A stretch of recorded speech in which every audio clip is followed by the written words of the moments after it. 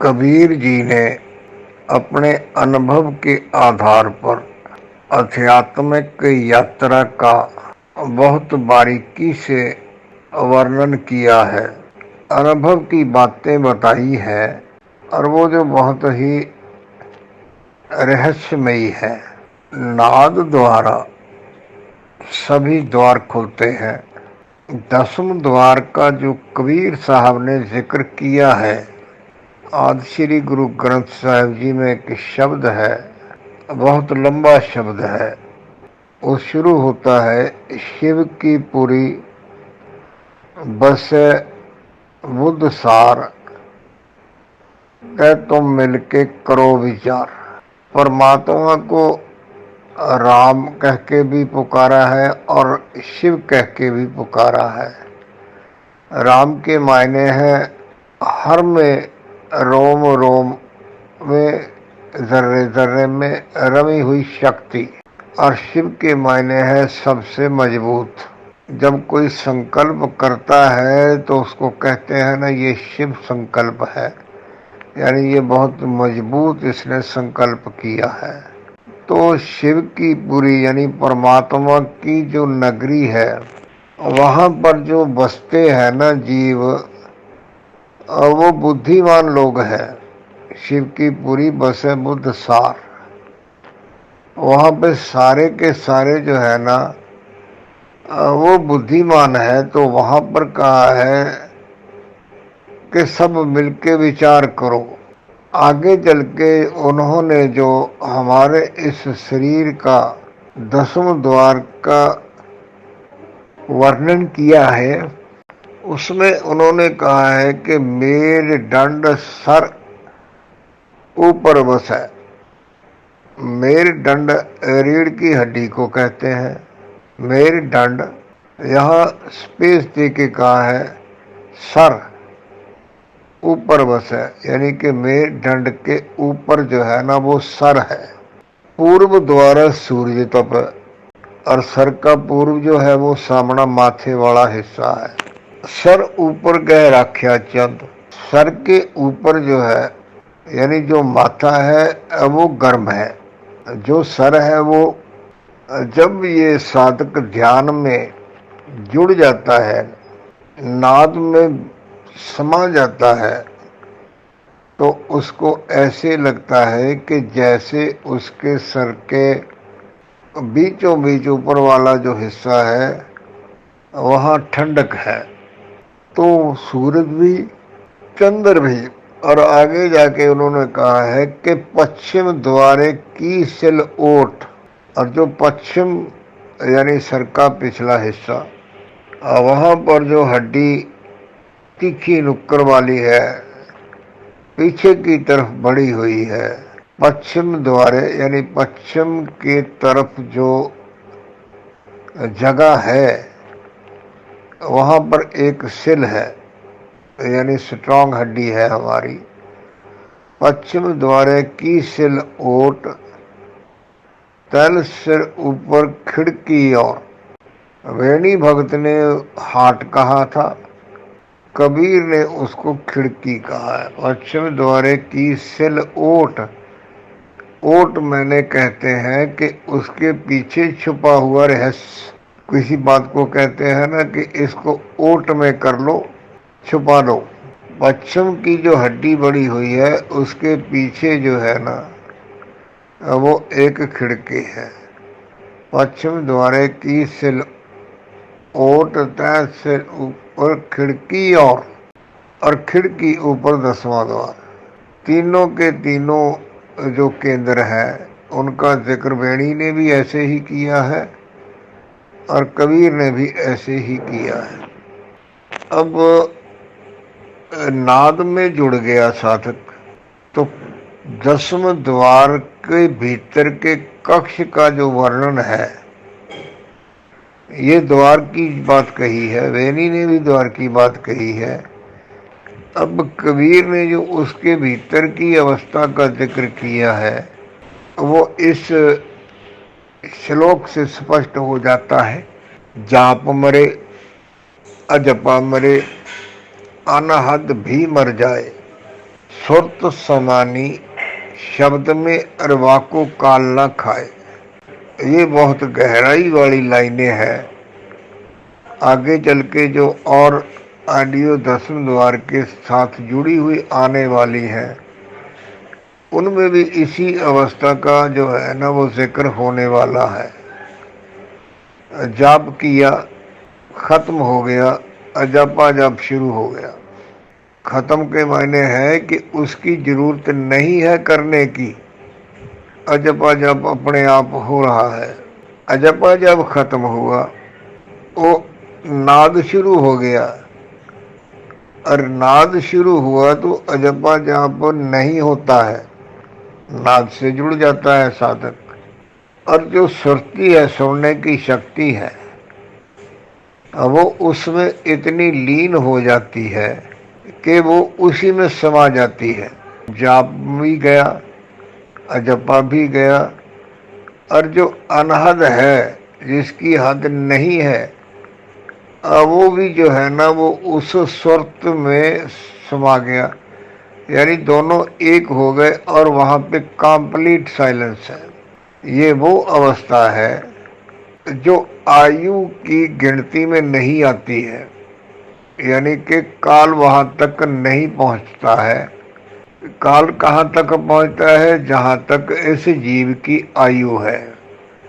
आयु का अंतिम जो छोर है, पड़ाव है, उसमें काल ने आके जो है ना वो हमारी आत्मा को ले जाना है।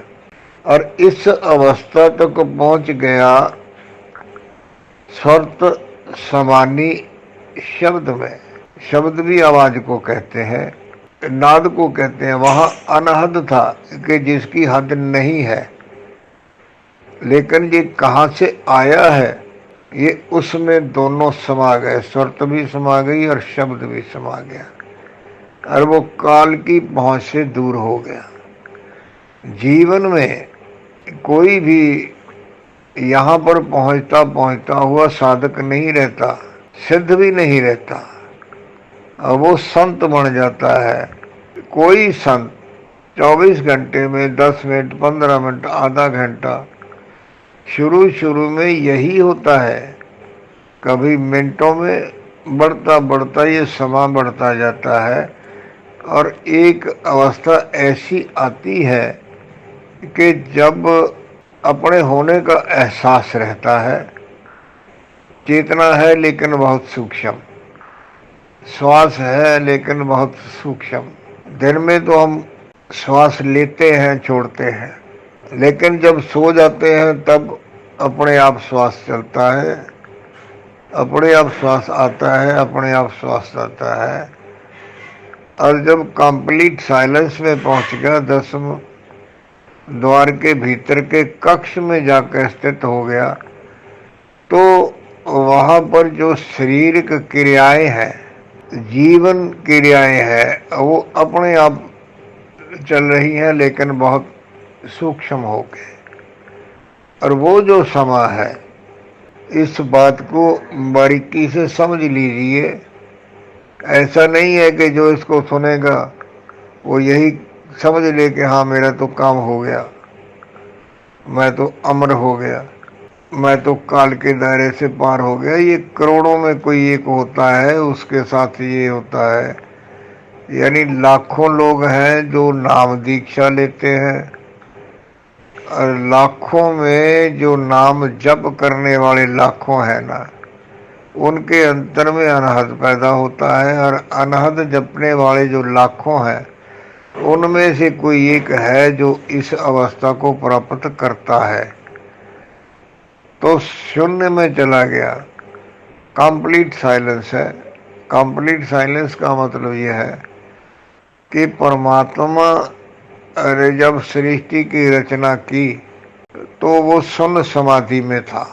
शब्द है गुरु ग्रंथ साहब में, लंबा है, लेकिन वो अरबद नरबद धुंधुकारा, यानी कि अरबों से ही एक धुंध का वातावरण था। और उसमें जो आखिर में है ना कि तह सुन समाद समाएगा, वहाँ पर जो परम ईश्वर, जो परम शक्ति है, वो बिल्कुल साइलेंट यानी शून्य में था। तो ये कबीर साहब ने 10वें द्वार के भीतर के कक्ष की अवस्था का जिक्र किया है कि वहां पर पूर्णता शांति है और वो उम्र के बंधन से परे है। जैसा मैंने बात शुरू की है कि कोई संत अगर एक दिन में उसमें 10 मिनट 15 मिनट समा जाता है, तो ऐसे अगर वर्षों तपस्या करने पर 2 वर्ष 3 वर्ष कुल समा बनता है। तो अगर किसी की आयु 70 साल है तो 2 साल जो उसने शून्य में बिताए हैं तो उसकी आयु जो है ना वो 72 साल हो जाती है। इसका प्रमाण मैंने एक ऑडियो में पहले दिया है कि दरबार साहिब अमृतसर के बाहर करीब 100-150 की दूरी पर एक गुरुद्वारा है संतोखसर। वहाँ पर एक ऋषि त्रेता काल में बैठे थे और कलयुग में गुरु रामदास जी के समय में वो प्रकट हुए थे। संदेश देना था अमृतसर यानी अमृत का जो सरोवर है उसका संदेश देना था कि यहाँ पर संजीवनी दवाई है, उसको निकालिए, यहाँ पे अमृत का कुंड है। तो हजारों वर्ष वो उस शून्य अवस्था में रहा। सूक्ष्म श्वास चल रहे थे, सूक्ष्म हृदय गति चल रही थी और उसकी सूक्ष्म चेतना जो है थी, अपने होने का एहसास था। काम पूरा हुआ तो उसने कहा अब मैं जाता हूँ। जो परम संत हो जाते हैं वो अपने बस में अपनी मृत्यु को कर लेते हैं। और जो ये द्वार है, नीचे काल है, ऊपर दयाल है, अपनी इच्छा हो तो वो इस शरीर में पूर्ण चेतना में आ सकते हैं। अगर उनको जाना है तो इसी रास्ते से वो निकल जाते हैं। इसके प्रमाण महाभारत में भी मिलते हैं। भीष्म को इच्छा मृत्यु प्राप्त थी, बाणों पे लेटे हुए थे।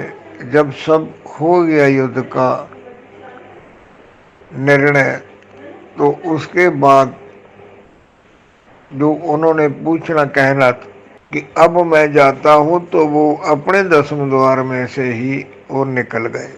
इसका दूसरा प्रमाण है कि जो गुरु द्रोणाचार्य थे, उनके पुत्र का नाम लेके पांडवों ने धोखे से ये कह दिया कि अश्वत्थामा मारा गया। इसके आगे जो है ना वो ढोल नगारे बजा दिए कि युधिष्ठिर ने ये कहना था कि नर ना कुंजर भी नर नहीं मरा, हाथी मरा है। कि जब अश्वत्थामा मारा गया, इतना भी सुना गुरु द्रोण ने, तो वो अपना धनुष बाण छोड़ के रथ के पिछले हिस्से में जाके बैठ गई और अपना शरीर छोड़ दिया। यानी ये बहुत ऊंची अवस्था है, जब तक चाहे ठहर सकता है। ये मैंने गुरुद्वारा संतोखसर का आपको हाल बताया है। जब चाहे जा सकता है, ये गुरु द्रोण का हाल बताया है। और जो उसमें ऋषि बैठा हुआ था, उसने भी जब ये कहा कि मेरा काम हुआ अब मैं जाता हूँ, तो ये अवस्था है। ये नहीं है कि जो भी नाम जप शुरू करता है, तप साधना करता है, उसको प्राप्त हो जाएगी। पिछले जन्मों के तप अनुसार ये अवस्था जो है ना, वो 3-4 जन्मों की तप साधना के बाद ये अवस्था मिलती है। इसका भी मैं जिक्र जो है ना आगे करता रहूँगा। धन्यवाद। दाता भला करे।